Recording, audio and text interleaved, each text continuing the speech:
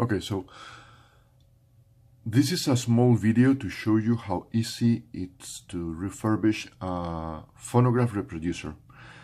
You might have a pate or a puck reproducer that they have lost its diaphragm, or the gaskets are perished, or you are missing the sapphire and you want to rebuild it completely. So what you get if you buy one of my kits is a cardboard gasket, a rubber one glass diaphragm that is really thin, so be careful with that, one sapphire, in this case in a dome. You can also ask for a spider, okay? And if you ask for a spider, you can ask whatever number of legs, or you can also change the height or the shape of the legs. And you will also receive some shellac in flakes, okay? So the first thing you have to do before starting refurbishing your reproducer is to make some glue with this shellac. Okay, so you take your shellac, you put it in a small container, and you just add alcohol.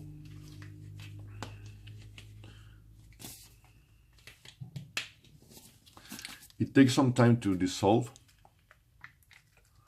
so just add a little bit, leave it there, remove now and then,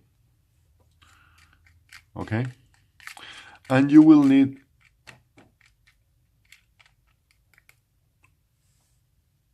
a thickness of the glue like milk, a little bit more thick than water, but no more than milk, okay? So in this case, well, this will take about 1 hour to 1 hour and a half, even more if it's cold. So we're just going to cover it and use some ready-made one that I have here, because I do this many times per week. So you have your reproducer. In this case, we're going to use this one. This is a prototype I'm building for an experiment, but basically all are the same. You have a diameter here, and sometimes you have a lip, okay, and an internal lip and an external lip. You might also have this kind of reproducer that have no lip. Basically it's the same. It's a little bit more tricky because everything tends to move, but it can be done also, okay? In this case it's missing the sapphire that will go there, or as some of you might have discovered, this is a recording head, so we'll need the other kind of sapphire that it's stylus cutting this way, okay? In another video we will do that. So you have your reproducer. You have to clean it very well. In this case it's clean because it's new. I'm just building it. And you might want to use a thick gasket set or a thin one, okay? If you are building it and you need a special one, or you are buying a kit from me and you need a special one, special thickness, another color, whatever you need, just drop me a note. It can be done. It will not cost you much more, or even for the same price, okay? So in this case we have a thin lip, so we're going to use this set of gaskets.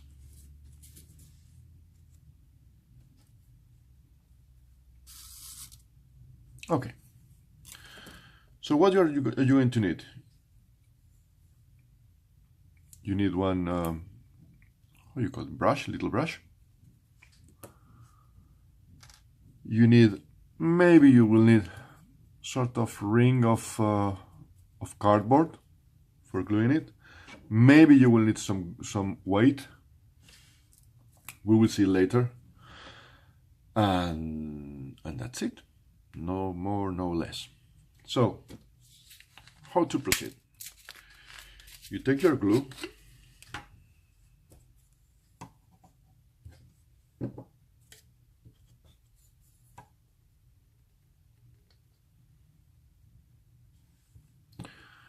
And you wet a little bit the internal lip, okay?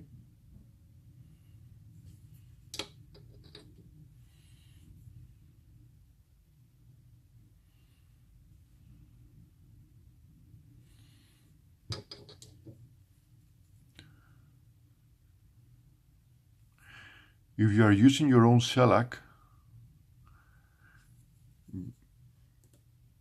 try to use a clear one. Some of them are really yellow, like honey, and it tends to leave a surface that is like a sort of dirty.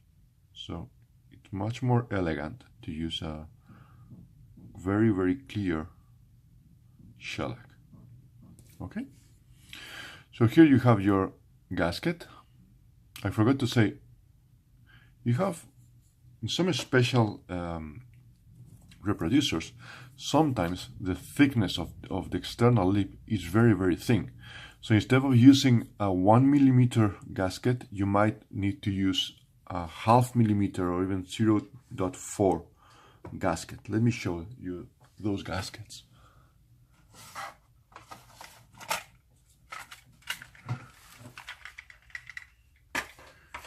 Here they are. You see, they are really, really thin. And they want to tangle.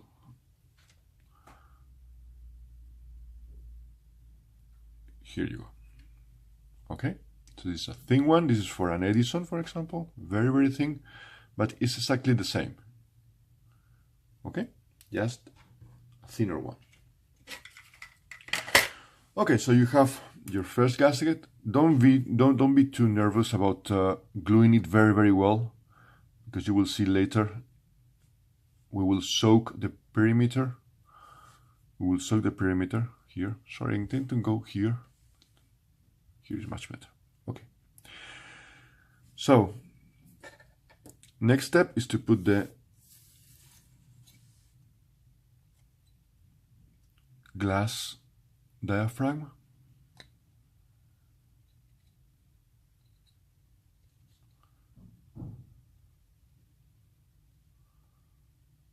Okay. Now you have seen I have not put glue on the gasket. We're going to soak it now from the perimeter.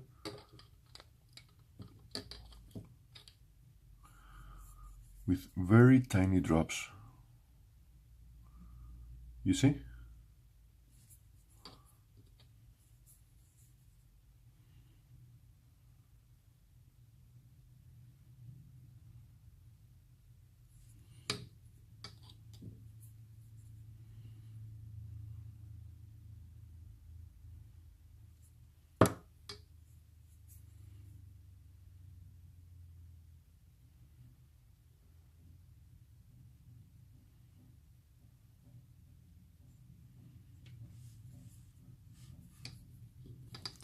So the glue gets in between the gasket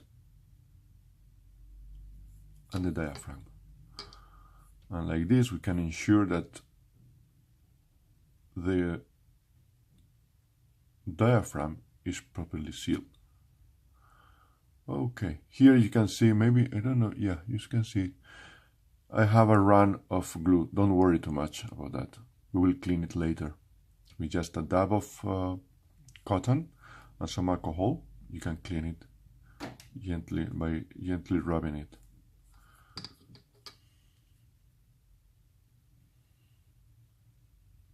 Okay. So now we have the cardboard gasket. Again, we put it into position.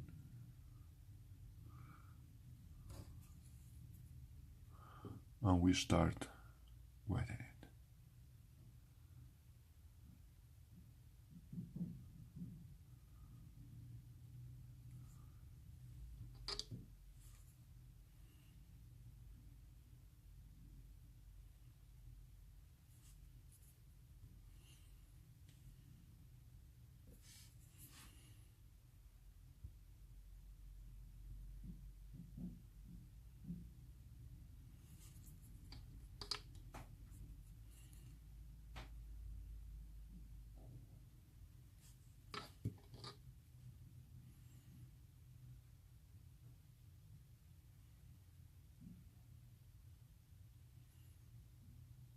Okay. Let's put some weight.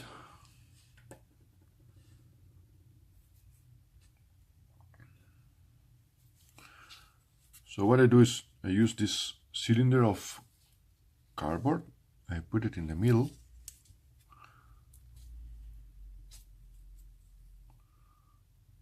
Like this. I'll leave it like this for about 10 minutes maybe. In this case I'm going to rush it a little bit. So I'm going to cheat a little bit. I'm just going to press by hand the gasket.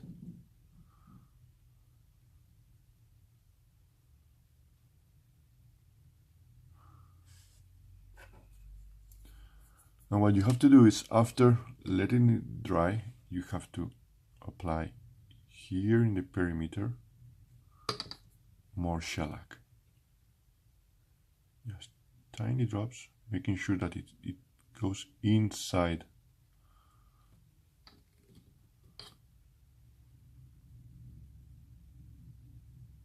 the gasket, between the gasket and the lid.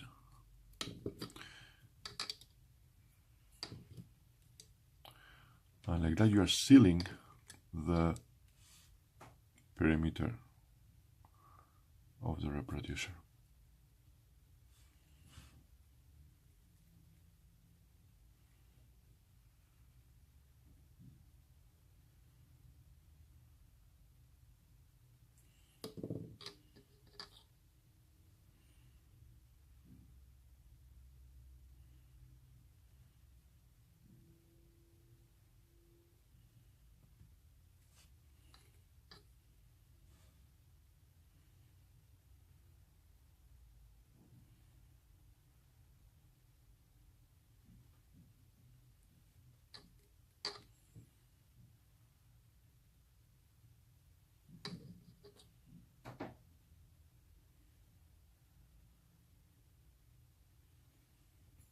Okay, looks good. Last thing we have to do is to install the sapphire. Again, if you feel confident,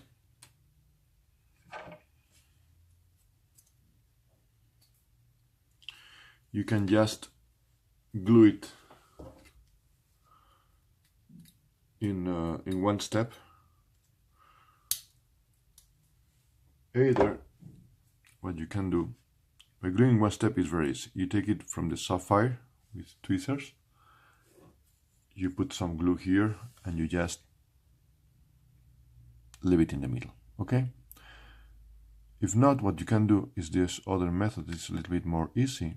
That is, you just position it in the middle, okay? And then you take very tiny drops of shellac and you put them just in the border, okay?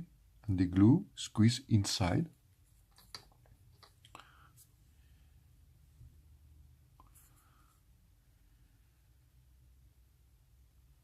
You see? It gets sucked inside.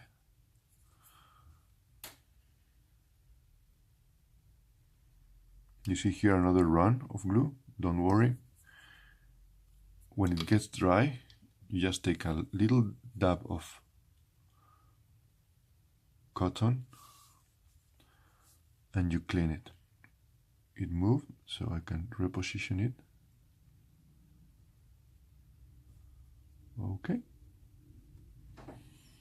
We leave it half an hour, and then with an earbud of cotton and some alcohol, you just clean it very gently, and it's finished. You have a brand new reproducer that will sound incredibly well. Okay, thank you. Bye-bye.